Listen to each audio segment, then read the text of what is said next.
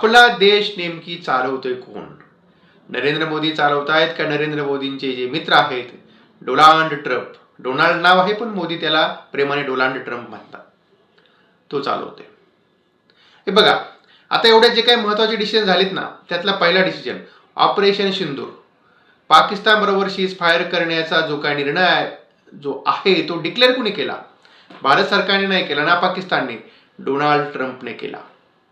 जे आपल्या इराण मधलं जे बंदर भारत डेव्हलप करत होता ते सोडायचं आणि किंवा ते सोडलंय, ते काम भारताने बंद केलंय.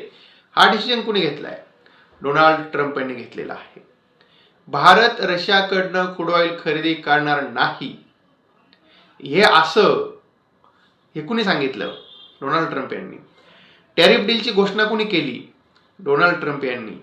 भारताकडनं अजूनही अधिकृत बयान आलेलं नाही, फक्त नरेंद्र मोदी साहेबांनी ट्विट करत डोनाल्ड ट्रम्पचे आभार मानलेले आहेत.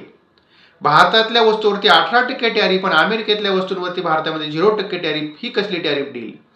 भारत अमेरिकेकडनं आता क्रूड ऑइल खरेदी करणार याचीही घोषणा डोनाल्ड ट्रम्प यांनी केली आहे. म्हणजेच नेमकी भारत सरकार चालवतंय कोण? नरेंद्र मोदी चालवतायत का डोनाल्ड ट्रम्प चालवतायत? बघा एकदा.